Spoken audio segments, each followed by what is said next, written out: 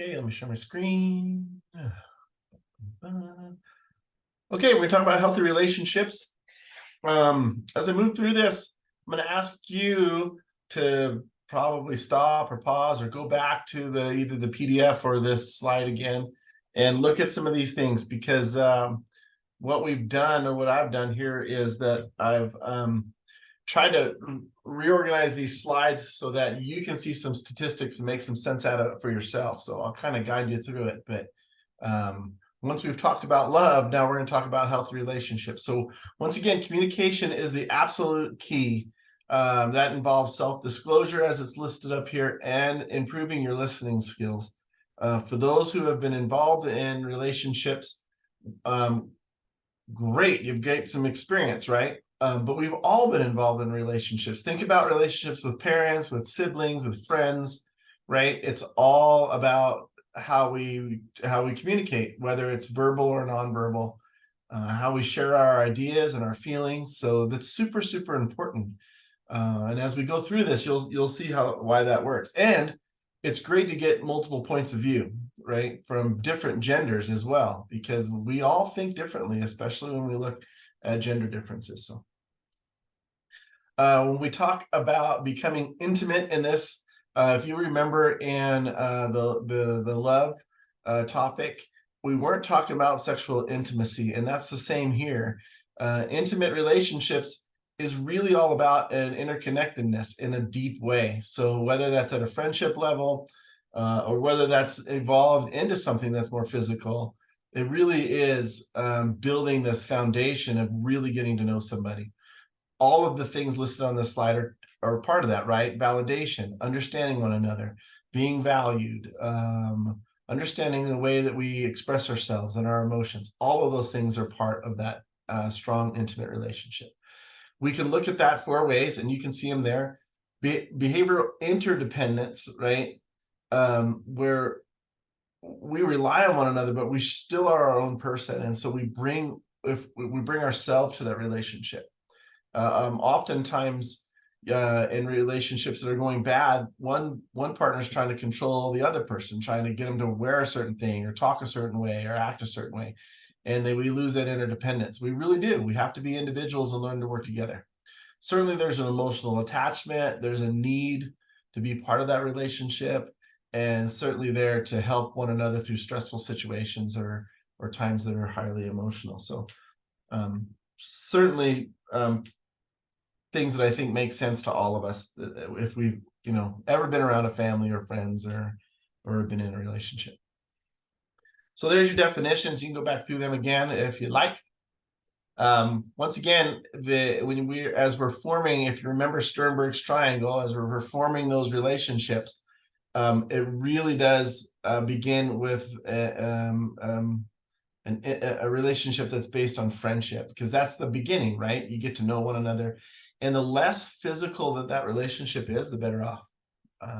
You'll see that in studies later on, that if you can maintain a friendships level that's kind of platonic, you're not really dealing with a lot of, holding hands is one thing, but avoiding all that other stuff, the friendship or the intimate relationship builds firmer, and so you have more to rely on than just physical intimacy. So enjoying one another's company, acceptance, trust, all is part of that. Certainly that can move into more of a love relationship where it involves more of the things listed here. Certainly that's important as well as those things progress. So there's certainly those obstacles. If you think of those things as the things we need to have, here are the obstacles: not communicating well, being immature in a relationship, not being interdependent, so you're totally relying on somebody else, not being able to control your emotions. All of the things that are opposite of what makes a good relationship, obviously, can become an obstacle. What really becomes the problem with this is when we form a relationship and we begin to have children, or we develop this family, and we're still not ready for a relationship. The children compound that. So that when that happens, it becomes what we call a dysfunctional family, where the interactions just don't go well. We don't communicate well. We don't support one another in our emotional states. There's no trust or mutual respect, or very little. So that's when it becomes dysfunctional. Typically, counseling has to help with that, right? Then some outside party then looks at the two people or the family unit and says, hey, you got to try these things, or what do you think you should try to make this go better? And how well are you communicating? And so some outside support, like a counselor, is the one that kind of helps you work through that.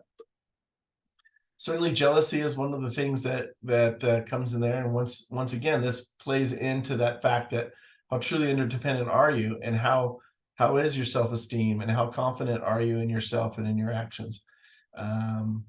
This begins young. I love this picture, and I don't believe it's staged. Look at the little girl on the right. She's seeing the little boy kiss her friend or sister. I don't know who that is. And look at her face. I mean, jealousy, I think, is a natural born, we're in an innate thing. So it takes a little bit to overcome. Obviously, you don't want to be in a relationship where you don't trust your partner, or your partner shows that he can't be trusted or she can't be trusted. So jealousy can occur for a lot of reasons, and I think that we'll pretty much understand what those are. It's something that we probably ought to work on and be very aware of when we're getting into a relationship. Once again, if it's based on a friendship, we learn that this person may not be the most trustful person, or may not be right for you at that moment. They've still got to work some things out. And anyway, try to avoid those jealous situations. Certainly can avoid, it certainly can inhibit intimacy. So there's some of the causes as well. You can read through those. All right, so a committed relationship certainly involves diligence, and it takes work. So over time, you're going to change, and so will your partner in a little ways. You're influencing one another, and so you kind of have to adjust your relationship accordingly. I've been married almost 30 years, and I certainly am a different person now than I was when I first got married. Not only am I a little bit heavier, but I act differently too, I'm sure. And that's because the acting different, not just the weight, but the acting different certainly has a lot to do with not only my wife and my relationship with her, but when we had kids and how they influenced me as well. So certainly age and experience ties into that. So when we talk about maintaining a relationship, often we have to talk about marriage. And marriage is the traditional form of where we've committed to somebody, right? And statistically, 90% of Americans marry at least once. They usually do this younger. And this statistic includes both heterosexual and same-sex marriages. The next statistic on here does as well. So between 35 and 50% of first-time marriages end in divorce. That increases about 60% of divorce for second marriages, and your third marriage 70% after the. So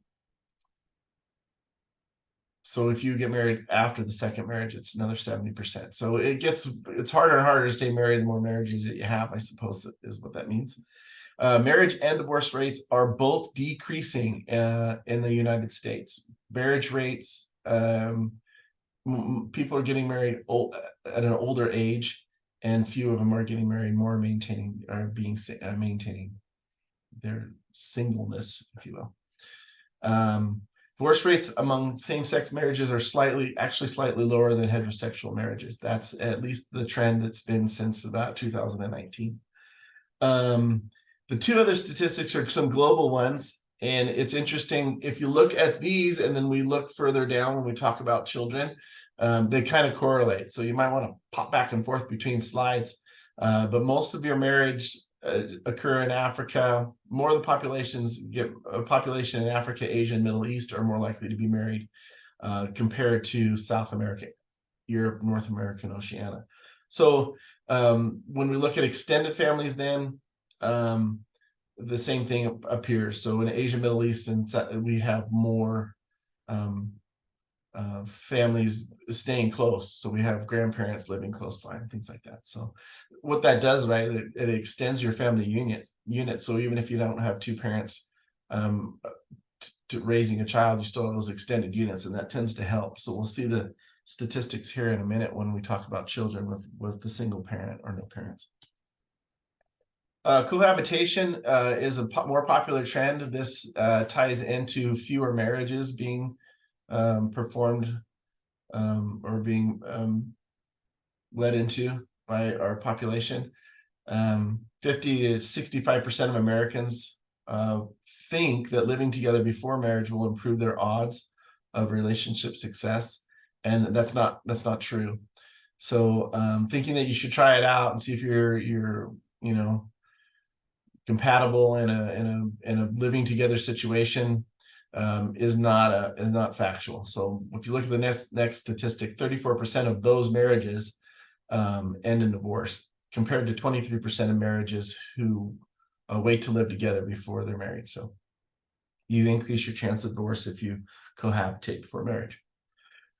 There's also some other definitions that we need to look at. Monogamy is and this is a most popular belief among Americans, that marriage involves a sexual relationship with that one person that you've married. Although open relationships, and I think the street term and the slang term there is swingers, is becoming more popular.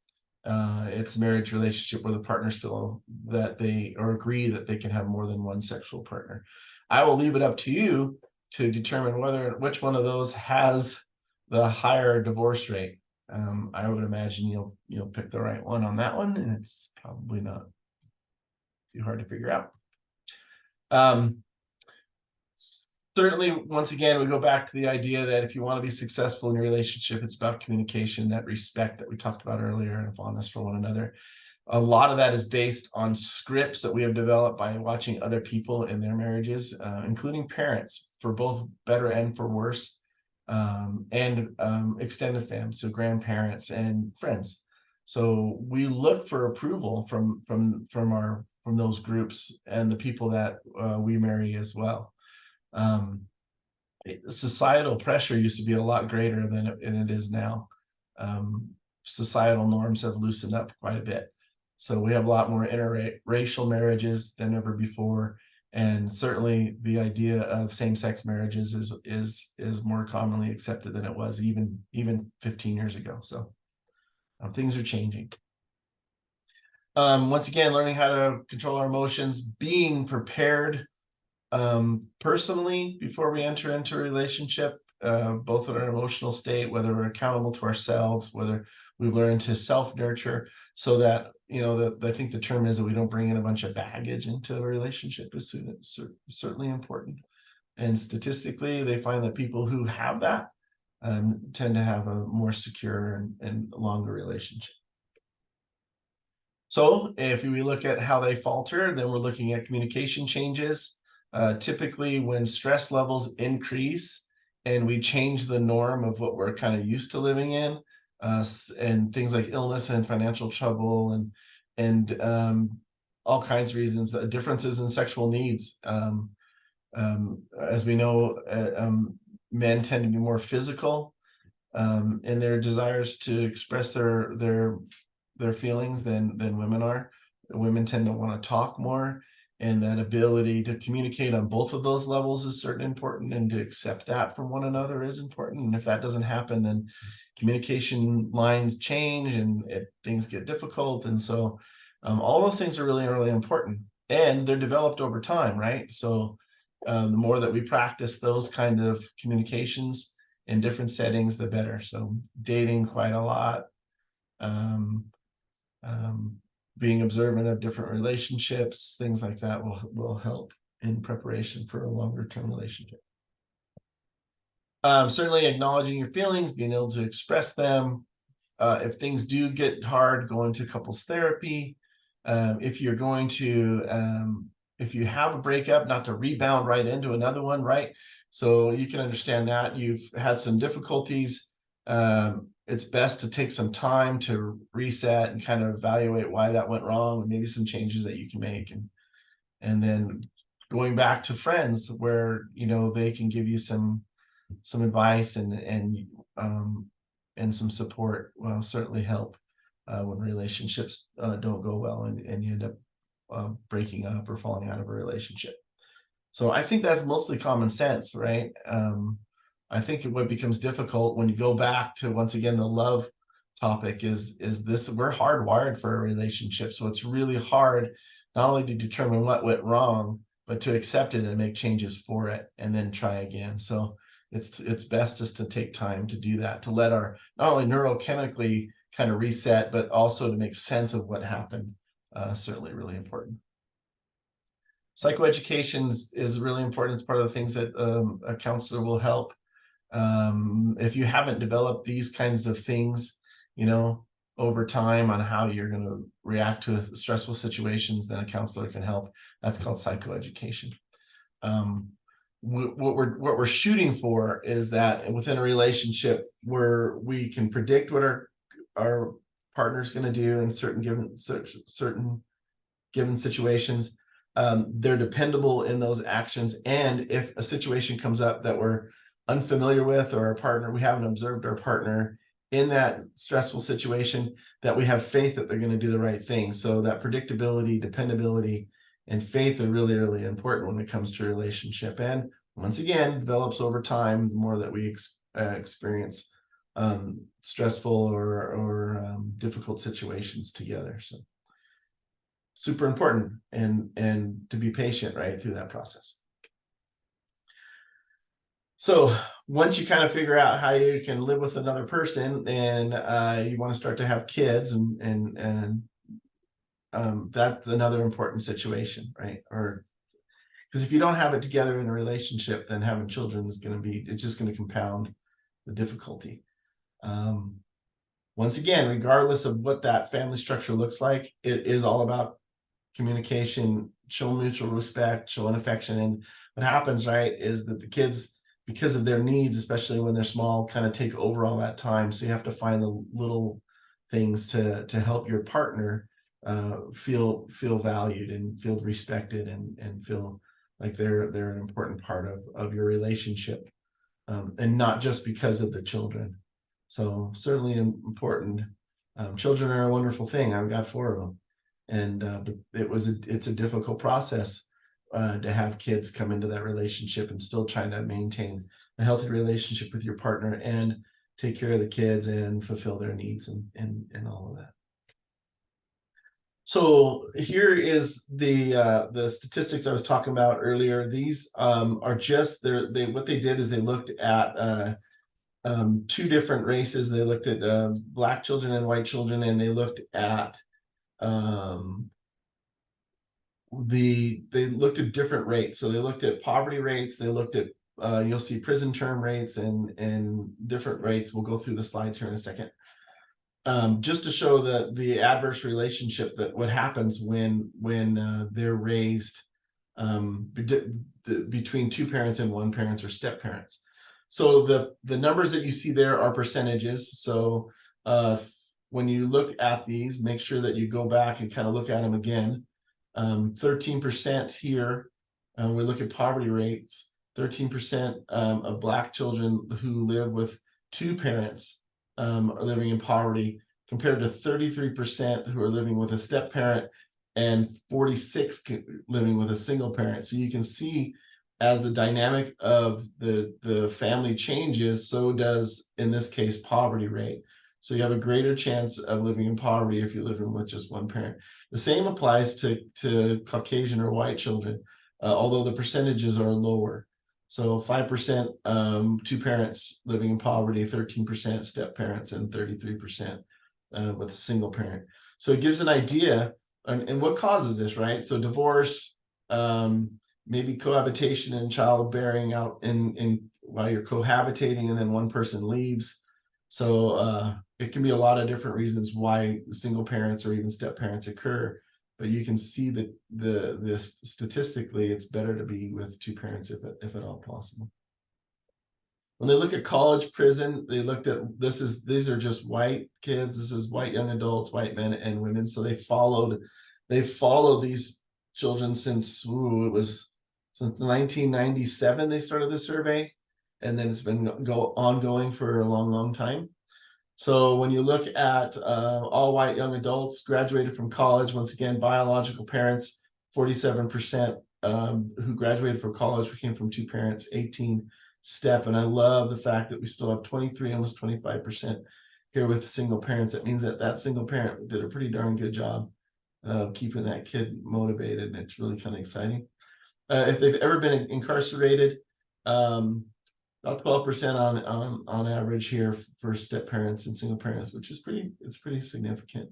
And you can work through here white men, and then they look at white women.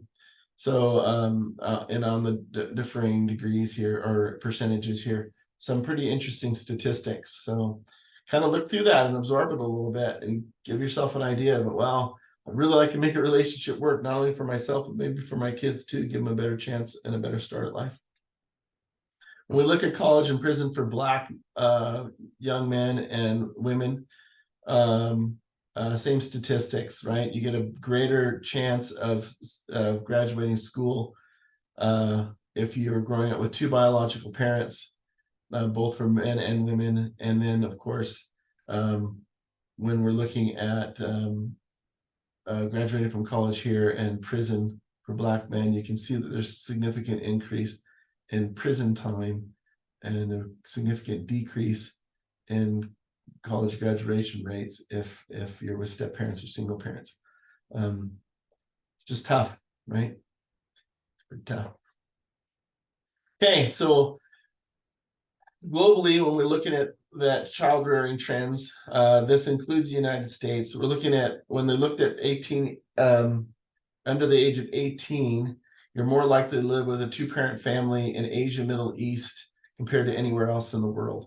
If you go back, those are the same places that are more likely to have marriage too. So children are more likely to live with one or no parent in the Americas, including North and South America, Europe and Oceania, sub-Saharan African nations as well. So just looking at those trends, and then look at what's going on there economically. There can be some comparison is there, or correlation there as well. So when we look at a family, the definition is any group consisting of parents or children living together. And we still consider it the basic, or society still considers it the traditionally two parents and a child or more than one child. However, it can be any one of these, right? You can go single parents, or dad raising kids, or mom raising kids. This picture on the bottom is actually a picture of my brother-in-law John and his wife and family. I put this up here only because there is one child not pictured here, and it was little Carter. Their first child was born Down syndrome and lived to, I don't think he made it to 8. He had some severe medical conditions. Very stressful time for these guys in their lives. And I put it on there because, despite something that's very, very difficult, you can make it through. They were young college students when Carter was born, and had to work really, really hard, not only in trying to support Carter, but to support their own relationship. So even when you're a two-parent family, things can get really difficult, I guess is the point there. So certainly the Census Bureau has their own take on it. So when they send out the census every 10 or 20 years, depending on what's going on, here is their Census Bureau. So it's just about anything: unmarried, opposite, same sex, one parent, step, blended, extended. It's just about anything that is considered a family. So which I think is great. I think we love and support one another, but when we talk about families, and think of it traditionally with moms, dads, and parents, or moms, dads, and kids. You guys remember the Brady Bunch? How many of you are singing the song in your head right now? All right, so last slide, we're looking at people staying single longer, and here's the statistics.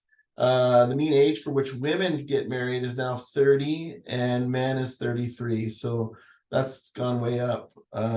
Used to be the mid to upper 20s, so now we're into the 30s. So certainly there's some obstacles with that, or issues with that, and that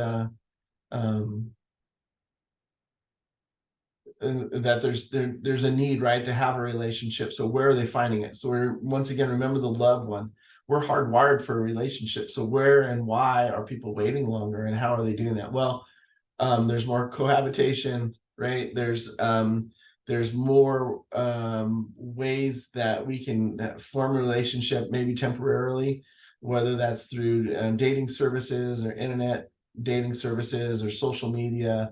There's lots of different ways to stay kind of connected. Most of single adults are still closer to family units like their moms, dads, grandparents, so extended family units. So that's kind of what's going on. That's still the trend, and there's lots of reasons for that, I'm sure. Economics, so there's less societal pressure to get married.